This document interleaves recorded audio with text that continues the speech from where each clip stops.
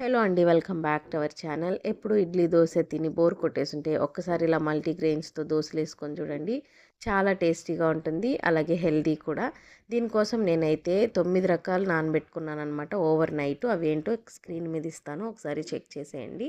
ఇంకా అందులో అయితే పొద్దున్నే మనము అల్లము, పచ్చిమిర్చి, జీలకర్ర వేసుకుంటే డైజెషన్‌కి కూడా ఇబ్బంది లేకుండా ఉంటదనమాట.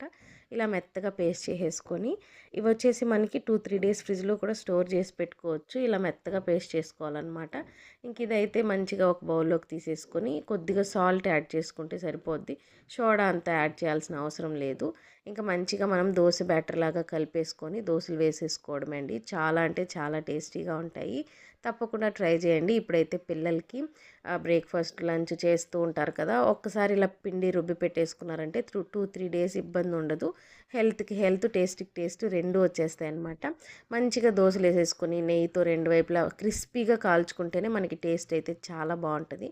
ఇలా రెండు వైపులా క్రిస్పీగా కాల్చేసుకున్న తర్వాత మేమైతే ఫ్లాక్స్ సీడ్స్, పంప్కిన్ సీడ్స్‌తో నేనైతే ఈ మధ్య పౌడర్ ఒకటి చేశాననమాట. అది కూడా పోస్ట్ చేస్తాను. ఒకసారి చెక్ చేసేయండి.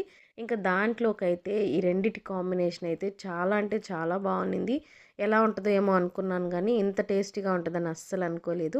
ఇంక నేను కొంచెం ఆకుకూర పప్పు, ఇంకా పౌడర్ అయితే వేసేసుకొని తినేసాను. వీడియో నచ్చితే లైక్ అండ్ సబ్స్క్రైబ్.